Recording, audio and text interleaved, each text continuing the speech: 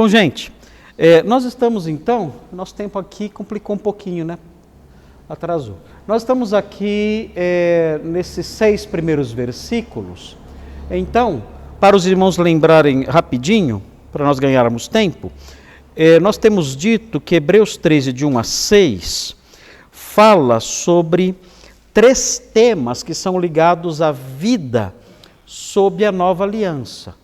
Porque a carta aos Hebreus realça muito isso, a nova aliança em contraste com a velha aliança. Então, como é a vida sob a velha aliança? A vida sob a velha aliança, sob a antiga aliança, é uma vida marcada, né? Uma vida marcada pelo medo, o terror todo ali do Sinai, além também de todas as prescrições legais e cerimoniais. Essa era a vida sob a antiga aliança. A vida sob a nova aliança, ele mostra aqui no capítulo 13, ele começa a falar de temas práticos e ele fala sobre alguns elementos que compõem essa vida. Essa vida é marcada pela prática do amor fraternal, que está nos versículos 1 a 3, que nós já estudamos.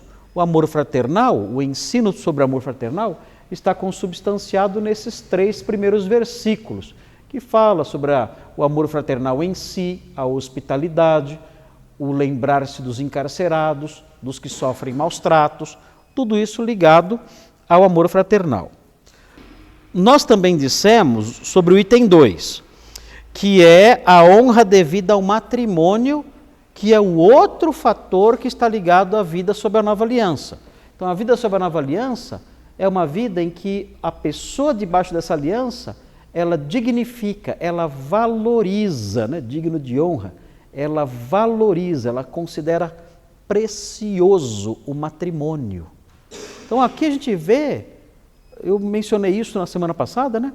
É impressionante o contraste entre a vida sob a nova aliança e o incrédulo. E é triste ver como tem muitos crentes que acabam indo mais para o lado do incrédulo do que para o lado da fé cristã sob a nova aliança.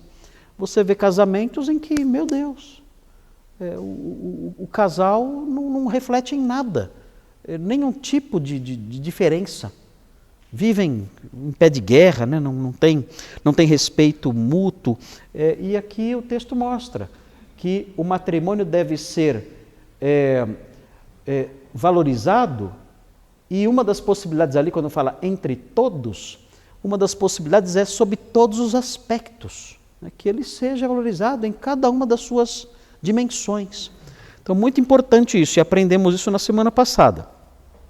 E agora, no item 3, são os versículos 5 e 6. Pode subir um pouquinho para aparecer o versículo 6. Versículos 5 e 6 fala sobre outro item ligado à nova aliança, que é o cuidado com a avareza. O homem sob a nova aliança, ele toma cuidado, ele é cuidadoso, ou espera-se que ele seja um homem cuidadoso no que diz respeito ao perigo da avareza. Ele tem que evitar isso, porque é muito fácil o homem se tornar avarento, especialmente na condição em que esses crentes viviam.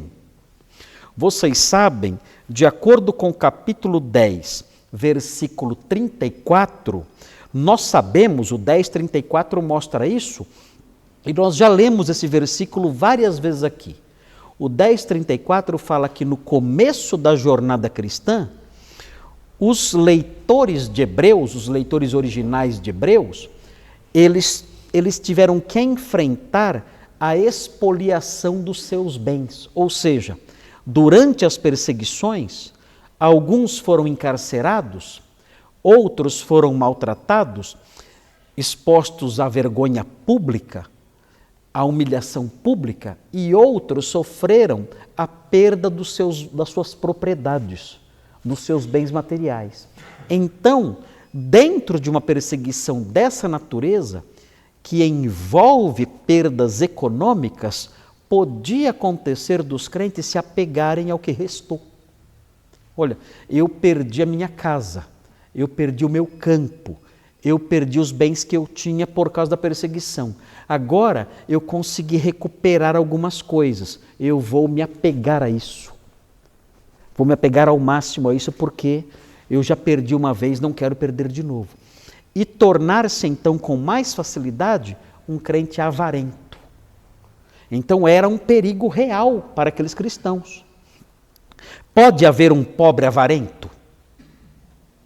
Meu Deus, está cheio. Pode haver o rico avarento, ele é rico e é avarento e quer mais e mais e mais. E pode haver um pobre, ele é pobre, mas ele tem um apego ao dinheiro que é doentio, é uma coisa é uma doença.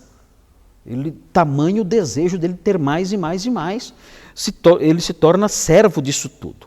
Então, existe essa admoestação, e essa admoestação é interessante.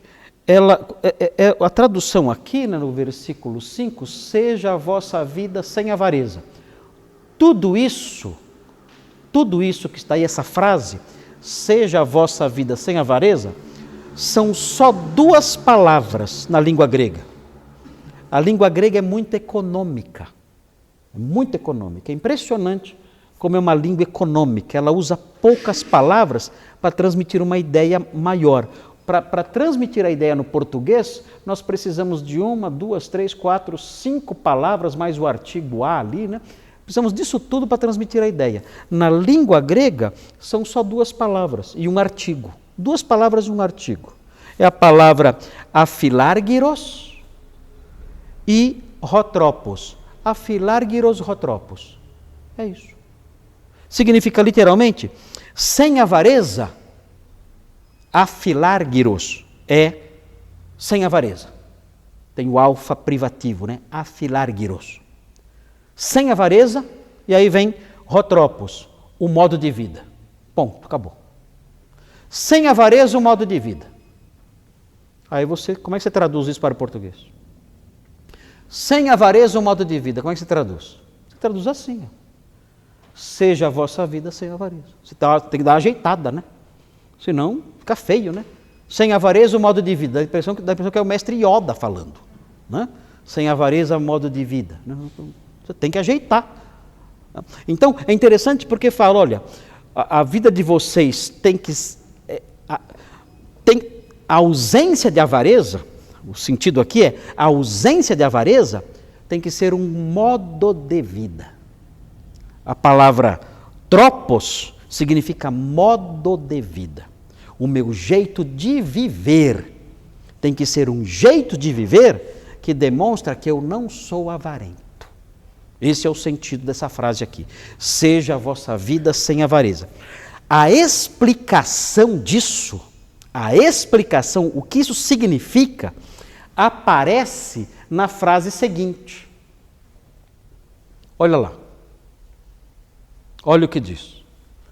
Contentai-vos com as coisas que tendes. Essa frase é uma frase que está em paralelo com a primeira, explicando o que é, sem avareza, o modo de vida. A segunda frase explica a primeira. Como é o homem que vive sem avareza? Ele é um homem que se contenta com as coisas que ele tem. Aqui, no caso, contentar-se aqui, a gente pensa em contente, é uma pessoa que está sorrindo, não é isso? Estou contente. Olha como estou contente. Não é esse o sentido aqui, de alguém que está sorrindo. Aqui, contentamento é satisfação. É alguém que está satisfeito com as coisas presentes. Como assim? Ele é alguém que está contente com o que está diante dele. É alguém que está satisfeito com o que está diante dele.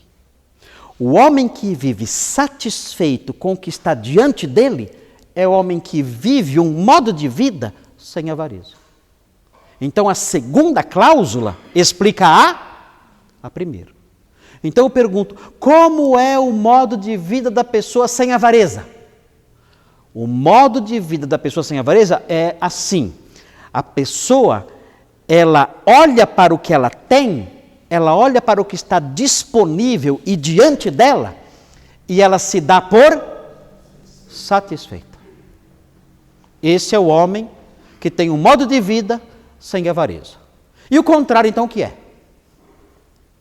É o homem que olha para o que está diante de si e ele nunca está satisfeito. Ele sempre quer mais.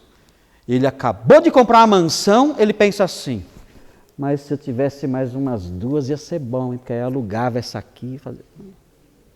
aí vendia outra lá. Aí quem sabe podia ter umas 10 mansões, né? Que eu tenho uma só. Ele não está contente, ele não está satisfeito com o que está diante dele. Esse é o perigo da avareza. Esse então é o sentido dessas 2 frases. Tem a primeira frase, o modo de vida de vocês deve ser sem avareza, e a segunda frase explica como é isso. Você olha para o que está diante de você, que foi traduzido aqui como as coisas que tendes. As coisas que tendes é o que está diante de você, no grego. Você olha para o que está diante de você e você se sente satisfeito. Estou satisfeito. Tá bom. Agora, é errado se eu quiser algo mais? É errado? É pecado? Você fala, poxa, eu tenho uma casa, eu queria ter mais uma. Isso já é pecado já ou não? Não, né? Por quê? Eu não posso fazer investimentos, então? Eu não posso trocar de carro? Eu não posso ter mais um carro? Posso. Qual é o problema aqui? É o homem que ele é escravo disso. Ele é alguém que, meu Deus, ele só... o modo de vida dele, ali o tropos, o modo de vida dele é isso, ele nunca está feliz. Nunca está feliz. E se mata, e se arrebenta, não dá tempo à família, não passeia, não dá atenção para ninguém, é só querendo mais, ele nunca está satisfeito. Aí ele consegue. Quando ele consegue, ele fala, agora eu quero, deixa eu ver o que eu quero agora. Ele não para. Eu me lembro vários anos atrás, quando eu estava ainda na faculdade, eu me lembro que um amigo meu, ele era um investidor e ele gostava de ouvir entrevistas com grandes investidores.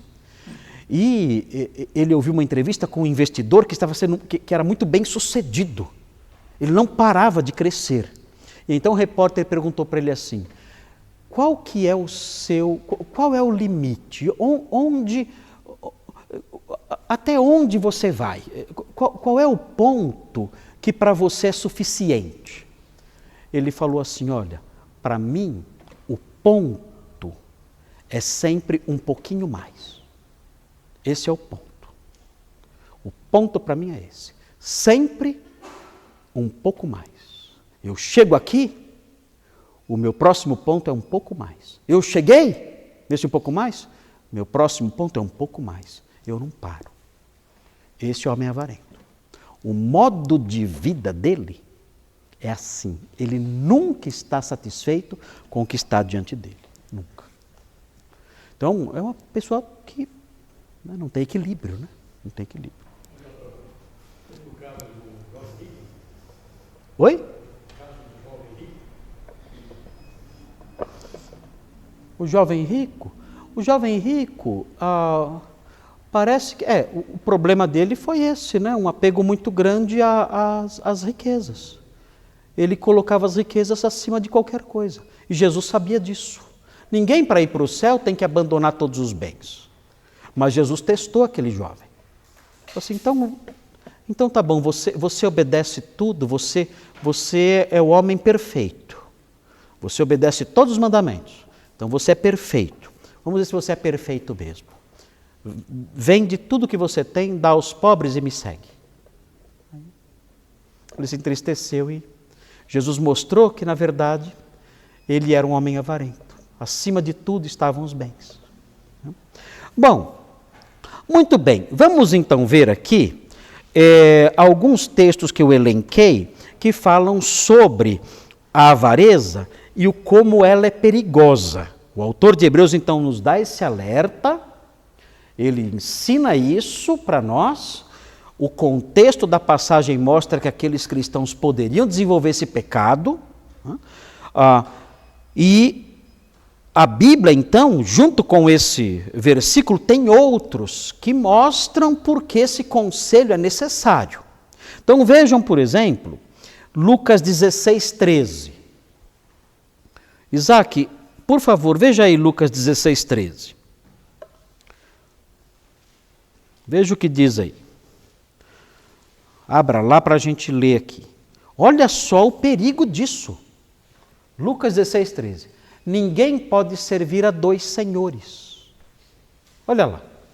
Porque ou há de aborrecer-se de um e amar ao outro, ou se devotará a um e desprezará o outro.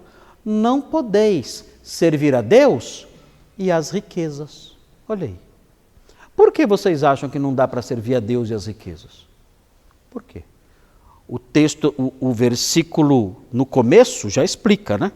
Fala, porque ele vai se dedicar, ele vai se consagrar a um deles. Por quê? Como é que alguém vai se consagrar às riquezas e não a Deus? Como vai ser isso? A vida dele vai ser uma vida dedicada e consagrada somente ao acúmulo de riquezas. É isso. Ele vai dizer, olha, mas nós temos que servir ao Senhor. Olha, eu não tenho tempo. Eu não tenho tempo. Eu tenho que juntar riquezas. Eu tenho que juntar dinheiro. Eu tenho que trabalhar e ganhar dinheiro. Eu não tenho tempo para essas coisas. Não tenho tempo para outros serviços. Então, aqui Jesus explica isso. Se a pessoa quiser servir as riquezas, ela não pode servir a Deus. Esse é um dos perigos da avareza. Você deixa de servir a Deus para ganhar dinheiro. Isso é perigoso. Eu conheci pessoas assim. Tem uma fase na vida que isso é muito mais perigoso. Tem uma fase na vida quando a pessoa está na fase de conquistas, quando é um jovem, recém-casado, nasce lá um filho, ele fala, agora é a hora de eu ir para cima, né? De eu conquistar o máximo que eu puder, de eu juntar meu patrimônio. Esse é um momento perigoso da vida, em que a pessoa pode deixar de servir ao Senhor para buscar somente patrimônio. É um perigo isso aí. Eu conheci pessoas, amigos meus, que fizeram isso. Eles deixaram de servir ao Senhor para se dedicar só à busca de dinheiro. E ficaram ricos. Ficaram. Só que a fatura chega. E chegou. Mas ficaram ricos. Mas era assim. Era um trabalho de domingo a domingo. Ali, só dedicados a isso, a enriquecer. Só isso. Nada mais. Ficaram ricos? Ficaram. Muito bem de vida. Né? Atingiram todos os seus ideais lá. Mas a fatura chegou. É curioso notar, é curioso. Geralmente, a primeira coisa que vai embora é a família. É o primeiro prejuízo de quem serve as riquezas. É a família. A esposa e os filhos. Perde tudo. Perde tudo. Acabou. Perde a esposa e perde os filhos. Foi o que aconteceu com esses meus amigos. Perderam a esposa, perderam filhos, perderam tudo. Quando eu estava internado, com aquele problema que eu falei para vocês que eu tive, já contei para vocês isso. Tem um senhor no quarto da frente, a enfermeira me contou, eu não sei se é verdade. Como eu fiquei muito tempo no hospital, as enfermeiras, Kátia, começaram a me contar fofoca. Que elas sentiam seguro, chegava lá, né, via lá o pastor ali, chegava lá e contava tudo. Dava a ficha a todo mundo. Então fiquei íntimo das pessoas das equipes lá, né? E contavam tudo para mim que acontecia. Aquele senhor lá ele é muito ruim, aquele outro lá é um cavalo, aquele outro não sei o que tem. Então eu sabia tudo do andar. Né? E uma enfermeira falou para mim, pastor, o senhor aqui, ó, o filho dele foi visitá-lo, o filho dele chegou lá com o extrato bancário e falou assim, pai, olha, eu trouxe o extrato bancário para te visitar e para te fazer companhia, porque o senhor trabalhou a vida inteira por isso aqui. Então está aqui o extratinho bancário para cuidar do senhor, para fazer companhia para o senhor, e ele vai ficar com o senhor, porque eu não vou. e deixou o extrato bancário do lado do pai na cama e foi embora. Dá para acreditar nisso? Ele fez isso. Está aqui, ó pai. Está aqui, ó. O amor da sua vida está aqui, ó. A razão da sua vida está aqui. Tá aqui. Eu estou indo embora, viu? Fica com o extratinho aí para o senhor. Tchau. E foi embora. E não voltou mais. O que é isso? Esse homem serviu às riquezas. Perdeu a família. Mas o texto aqui não fala que perde a família, né? Mas não é, a experiência mostra que não é um bom negócio. Então, quem serve às riquezas vai enriquecer. Só que não poderá servir a Deus e isso terá o seu custo. Muito bem. Outro fator importante aí sobre a avareza. A avareza coloca a pessoa entre os indivíduos mais perversos que há. É interessante isso. Na Bíblia é um pecado seríssimo. Vamos ver. 1 Coríntios 5, 9 e 10. 1 Coríntios 5, 9 e 10. Isaac, abra lá para nós olharmos isso. 1 Coríntios 5, 9 e 10. Se a Sofia levar o extrato bancário meu no hospital, eu morro, né? Eu olho e falo, cara de...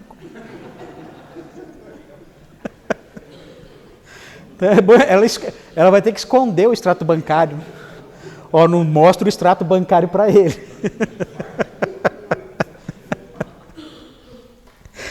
1 Coríntios 5, 9 e 10. Olha aqui, ó. O apóstolo Paulo dando um alerta para os crentes de Corinto. Olha lá. Já em carta vos escrevi que não vos associasseis com os impuros. Ele fala aqui. Refiro-me com isso não propriamente aos impuros deste mundo. E aí vem uma listinha de gente ruim. Ou aos avarentos. Meu Deus. Olha o que vem depois. Ou aos roubadores. Ou idólatras. Eu estou colocando aqui uma lista de gente terrível. E ele coloca junto os avarentos. Aquele homem lá do hospital. Aqueles amigos que eu tive ali. Que viveram só para isso, só para o dinheiro. Outra lição importante do Novo Testamento. A presença da idolatria na vida de alguém torna a pessoa idólatra. A presença da avareza. Da avareza. O que eu falei? Ah, tá, desculpa. É que eu lembrei do meu extrato bancário e comecei a ficar... Então, a presença da avareza na vida de alguém torna a pessoa idólatra. É isso. Colossenses 3,5 que fala isso, né? A avareza é idolatria. Por que a avareza é idolatria? Que a pessoa serve só ao dinheiro. Serve só ao dinheiro. Eu me lembro que numa igreja que antes de vir para cá, eu era de uma outra igreja, e eu trabalhava na congregação dessa outra igreja de Atibaia. Eu trabalhava na congregação dela. Então, eu não tinha tanto contato com os membros da igreja em si. Tinha alguns lá que eu tinha bastante contato, porque eu conhecia fazia tempo. Mas eu ficava mais na congregação, que era num bairro próximo. E eu me lembro que, na época, o pastor da igreja titular, que era o meu tio, ele disse para mim de um moço que ele estava envolvido com investimentos ligados aí à importação, exportação, e isso envolvia certos caminhos não muito corretos. Não sei, parece que no Brasil tem essas coisas. Não sei se tem ou não, mas deve ter, né? Caminhos meio ilegais. Eu acho que é no mundo, né? E esse moço, ele começou a mexer com esse tipo de coisas, importação, exportação e tudo mais, e ele ficou muito ganancioso, ele queria, e começou a ganhar dinheiro. Ele começou a ganhar dinheiro, só que ele teve que se envolver com esquemas de corrupção complexos. E isso vazou ali na igreja. E ele foi ser admoestado, como crente que era da igreja. Foi dito a ele, olha, se você é um crente, você não pode se envolver com esse grau de criminalidade. Isso é crime que você está fazendo. Sabe o que ele disse? Ele falou assim, olha, eu estou na fase de conquistas da minha vida. E eu vou seguir nessa direção. Podem me excluir da igreja. Ele escolheu o caminho da desonestidade, que envolvia dinheiro, e rejeitou as coisas de Deus. Por isso, Colossenses 3:5 fala, fazei morrer a vossa natureza terrena, e olha a lista horrível, prostituição, impureza, paixão lasciva, desejo maligno e a avareza, tudo junto no mesmo saco. Olha só pecado feio. E ele chama a avareza de idolatria. O dinheiro é o Deus da pessoa. Ele olhou para a igreja e falou, ó, o cristianismo é um empecilho para eu ganhar dinheiro. A vida cristã, que vocês querem que eu viva, é um obstáculo para eu ganhar dinheiro. E eu estou na fase da vida de conquistar grandes coisas, portas estão se abrindo para mim. Então, sinto muito, pastor, pode falar lá. Faça o que você quiser, me exclua da igreja, porque a minha direção é essa aqui. E foi embora. Ganhar dinheiro. Então, quem é o Deus dele? O dinheiro. Idolatria. Terrível isso, né? Vocês conhecem histórias também assim? Tem histórias assim, né? Várias histórias assim. Augusto. A avareza, então, pode ser o resultado da falta de confiança em Deus? Ah, com certeza é. A pessoa é resultado da insatisfação. Eu sou ingrato, eu não aceito que Deus me dê só isso. Fiquei pensando assim, o rapaz que você comentou, ele poderia, se ele pudesse escolher novamente, ele poderia escolher, não, eu largo isso e confio em Deus que ele vai... Mas não. Não, ele não pensou assim. Ele não confiou em Deus. Eu acho que a avareza é o resultado de várias coisas. Falta de confiança em Deus, descontentamento com aquilo que Deus nos dá, nós não ficamos contentes com aquilo que Deus nos dá, ingratidão por aquilo que nós temos. Tudo isso são bases sobre as quais a avareza é construída. Não? Outra lição, a presença da avareza na vida de alguém desqualifica a pessoa para o episcopado. Ou seja, não pode existir pastor avarento. Vocês conhecem algum? Por isso que a gente não vê, né? É por isso que a gente quase não vê. Né? Vocês conhecem algum pastor avarento? A gente quase não vê. Por quê? Porque a Bíblia proíbe, né? Proíbe. Olha 1 Timóteo 3, 2 e 3. Gente, é assustador. É assustador como há pastores avarentos assim, de passarem mal, de tanto que querem dinheiro. Só falam disso o tempo todo. É a vida deles, o sermão deles é sobre isso. A igreja deles existe para isso. Dinheiro, é o tempo todo, só isso. E isso, a Bíblia proíbe que o pastor seja assim. 1 Timóteo 3, 2 e 3. 1 Timóteo 3, 2 e 3. Interessante, eu conheci um diretor financeiro de uma grande editora evangélica do Brasil. Meu amigão, ele. Não é conhecido, não, é amigão mesmo. Né? Um amigão, diretor financeiro de uma das maiores editoras evangélicas do Brasil. E esse homem, por causa da sua posição como diretor financeiro, ele faz reuniões com esses pastores conhecidos. Por quê? Porque esses pastores conhecidos realizam grandes eventos, e juntam ali milhares de pessoas, esses pastores da mídia. E o que acontece então? Essa editora tem que montar os seus estandes de livro nesses eventos. Então, essas editoras chegam, por exemplo, editora Vida Nova, editora Mundo Cristão, editora Peregrino, enfim, coloca lá seu stand e fala para o dono do evento. Diz assim, olha, nós vendemos os livros aqui e um percentual do que nós vendemos vai para você, então, para a sua igreja, para o seu evento. Então é vantajoso para você ter o nosso stand aqui. Quanto mais nós vendermos, é bom para a sua igreja, é bom para o seu evento, enfim, é assim.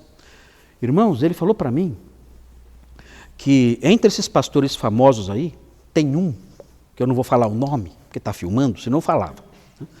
Tem um que nessa hora, na hora que vai discutir os percentuais, irmãos, ele falou, Marcos, ele vira um bicho, ele vira um animal, ele parece um leão enjaulado, ele fica louco, ele quer tudo para ele. Nós dizemos, mas nós não podemos dar 100% para você. A editora precisa ter uma margem de lucro. Ele falou, pastor, ele fica desfigurado, ele fica louco, não dá para conversar com ele, não dá. Falei, meu Deus, você está falando sério? Mas o pastor fulano, você não tem noção do que a gente passou já com ele. Tamanha ganância desse homem, que eu não vou falar o nome. Não vou falar o nome. Oi?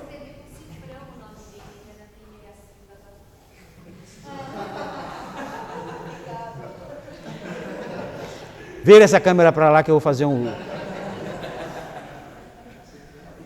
Não, mas olha, é terrível, é terrível. Depois, quando acabar a gravação, eu falo quem é. Gente, ele fica furioso, ele perde a noção, ele perde a compostura, ele fica desfigurado. Você tem que, só você vendo esse homem na sala com a gente. Ele fica louco quando toca nesse ponto de dinheiro. E olha o que diz o texto ali. Olha o que diz o texto. É necessário, portanto, que o bispo seja irrepreensível, esposo de uma só mulher, temperante, sóbrio, modesto, hospitaleiro, apto para ensinar, não dado ao vinho, não violento, porém cordato, inimigo de contendas, não avarento. Por que o bispo não pode ser avarento? Por quê? O bispo ele lida com questões materiais da igreja, não lida? Ele lida. O bispo tem acessos a patrimônio. Aqui na nossa igreja, graças a Deus, nós temos um sistema em que eu não tenho acesso a nada do dinheiro da igreja.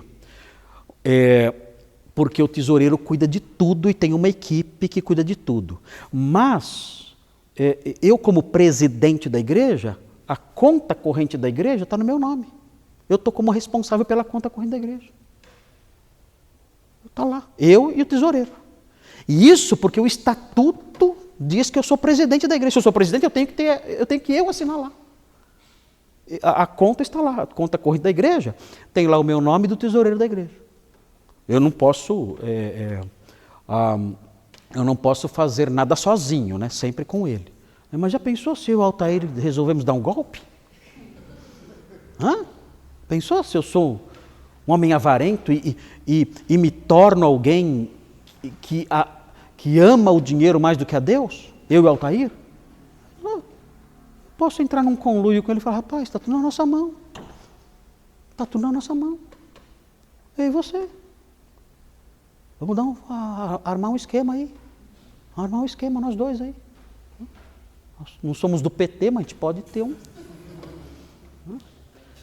Então, isso na modernidade. No passado, os pastores também tinham isso. Lembrem que quando foi levantado uma oferta para os cristãos de Jerusalém, os apóstolos levaram a oferta até Jerusalém e entregaram para quem? Para os pastores. O texto de Atos diz que foi para os pastores que eles entregaram, porque os pastores iam fazer a distribuição. E se eles fossem avarentos? O que eles iam fazer? Poderiam desviar para o seu benefício próprio ou para dos seus mais próximos ali. Então, por isso, o pastor não pode ter essa marca Ele não pode ser alguém apegado desse jeito ao dinheiro, porque a pessoa apegada assim, ela pode sacrificar certos valores éticos. Isso pode acontecer com ela. É terrível isso. Eu sei de pastores, como é muito comum os pastores serem presidentes da igreja, eu sei de pastores que se aproveitaram disso para roubar a igreja. São vários. Aqui na Zona Norte tem vários casos. Sim.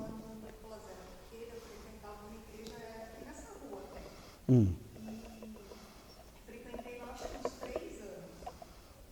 E eles fizeram uma campanha para arrecadar fundos, que eles falaram que estava vendo se conseguia comprar o imóvel, né? E aí a gente, nossa, eu ajudei bastante, minha mãe ajudou bastante. Eu lembro que minha mãe pegou a aposentadoria toda dela e me pegou lá. Deu. Aí eles foram, fizeram essa campanha, acho que foi 3 ou 4 domingos, fizeram essa campanha. E aí simplesmente eles fecharam as portas da igreja e nunca mais a gente viu. Olha aí. Olha, sabem uma coisa que alguns pastores estão fazendo?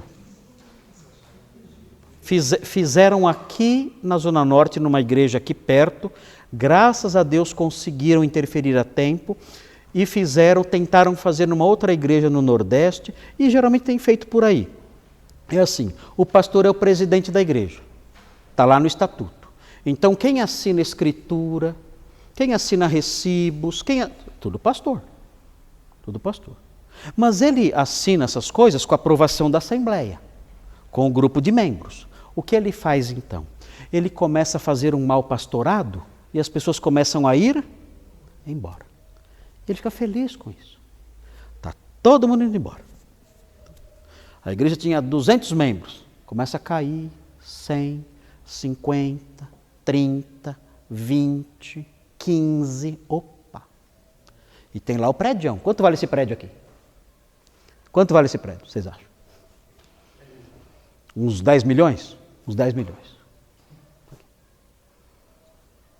Aí estou eu aqui e mais uns 15 membros da igreja.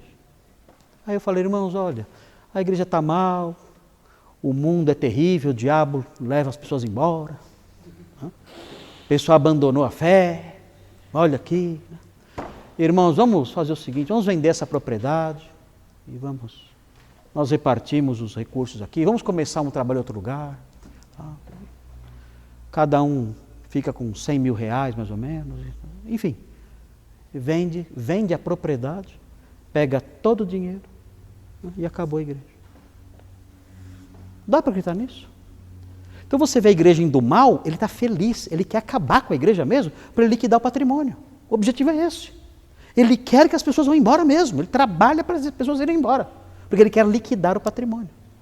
E faz isso.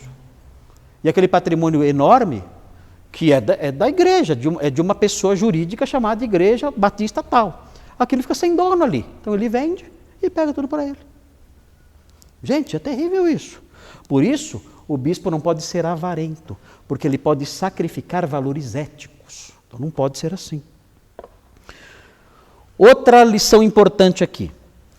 A presença da avareza coloca a pessoa em perigo. Que perigo? Vamos ver. 1 Timóteo 6,10. O nosso tempo está apertadinho aí. E nós vamos então terminar aqui para 1 Coríntios 6,10. E aí na semana que vem nós terminamos esse pedacinho. Falta só um pedacinho e já começamos o outro pedaço. Eu falei 1 Timóteo 6,10. 1 Timóteo 6,10. Está lá? Está lá. Olha o que diz aqui. Olha o que diz. Porque o amor do dinheiro é a raiz de todos os males. Aí ele vai explicar por que isso. Como assim? O amor ao dinheiro é a raiz de todos os males. Ele explica. Alguns nessa cobiçando dinheiro, olha o que fizeram. Se desviaram da fé. Lembra das histórias que eu contei para vocês? Daquele moço que abandonou a igreja, tudo porque queria ganhar dinheiro? Alguns nessa cobiça se desviaram da fé. O primeiro perigo que ele menciona. Por isso é a raiz de todos os males. Qual é o mal aqui? O desvio, a apostasia. A pessoa apostatou. Qual foi a causa? Qual foi a raiz dessa apostasia? O que fez essa apostasia brotar? O amor do dinheiro. fez ele abandonar a fé. Então, o amor do dinheiro é a raiz de todos os males. O primeiro mal que é mencionado aqui, a apostasia, o abandono da fé. E o que mais? E a si mesmos se atormentaram com muitas dores. Agora que a gente não sabe o que ele quis dizer. Como assim? Por que o amor ao dinheiro, a cobiça e o amor ao dinheiro, fez a pessoa cair em situações de desespero, pavor, tormento e dor? Por quê? Isso pode acontecer? De alguém querer tanto dinheiro e se meter em encrencas? Sim ou não? Gente, olha como a Bíblia é atual. Se eu parasse aqui para contar para vocês as histórias que eu já ouvi naquele gabinete de homem barbado chorando que nem criança, porque amando o dinheiro acabou se metendo em encrencas aterradoras, sem saída, a cobiça. Eu quero dinheiro, ninguém vai saber o que eu estou fazendo, ninguém vai descobrir o que é. E, irmãos, meu Deus, chorando, pastor, ore por mim, e agora, não sei o que eu vou fazer, onde eu fui me meter? Lamento muito. Pastor, minha vida está acabando, estou ficando louco, não durmo à noite. Alguns nessa cobiça se desviaram da fé e se atormentaram com muitas dores. A cobiça faz a pessoa dar passos perigosos. E ela entra em situações, em encrencas terríveis, e a sua vida desaba. E aí dor, lágrimas, desespero, consequências horríveis, porque quis muito dinheiro. Então, por isso a avareza é perigosa. E a Bíblia nos alerta quanto a isso. Eu posso querer melhorar de vida? Posso. Eu posso querer uma casa melhor? Posso. Eu posso querer um trabalho melhor, um salário melhor, um carro melhor? Posso. Os irmãos compartilham aqui as bênçãos que vocês conseguem, né? A Giovana e o Given, Giovana estava compartilhando, pastor, Deus nos abençoou, estamos numa casa melhor e abri lá o meu negócio agora, o Given mudou de emprego. Amém, nós nos alegramos com isso e Deus abençoe para melhorar mais e mais. Não é problema isso. A Bíblia não proíbe que eu prospere. A Bíblia não proíbe que eu melhore de vida. E se Deus quiser que o Given fique rico? E se Deus quiser que a Giovana seja dona de uma corporação chamada Gibolos, com fábricas espalhadas pelo Brasil? Amém! Amém! Glória a Deus por isso, né? Até porque o pastor vai ganhar uns bolinhos de vez em quando, né? Glória a Deus por isso. Mas quem administra isso é Deus, Ele faz. Deus cria o rico e cria o pobre. Ele faz os dois. Ele é o autor das duas realidades. Agora, o que não pode acontecer com o rico e com o pobre é ser alguém assim. É ser a pessoa que agir, falar assim, eu não vou mais na igreja que eu vou fazer bolo. Eu preciso ganhar dinheiro. Se eu trabalho 4 dias na semana, eu ganho X. Se eu trabalhar 7, é quase o dobro. Uau! Não vamos na igreja domingo não, é muito pedido. Opa, Gi, está começando a complicar. Você está fazendo do ganho a razão da sua vida. Está sacrificando outros valores. Aí começa a complicar a coisa. Então é disso que estamos falando aqui. Do amor ao dinheiro, da avareza, do apego ao dinheiro como valor supremo. Essas coisas a Bíblia condena e é isso que o autor de Hebreus fala. Seja a vossa vida sem avareza. Não sejam assim. Se o Senhor der, amém. Se Ele não der, fique satisfeito com aquilo que está diante de você. Fique satisfeito com as coisas que você tem. O Senhor vai cuidar de você sempre. Essa é a mensagem aqui de Hebreus. Na semana que vem, nós perdemos muito tempo hoje, né, no comecinho aí. Na semana que vem, nós vamos falar sobre o restante do versículo aí, e o outro versículo também, né, que diz assim, na sequência fala assim, porque ele tem dito, e aí vem uma citação, de maneira alguma te deixarei, nunca jamais te abandonarei, e o versículo 6, que a gente tem que terminar também, nem começamos o 6 na verdade, né?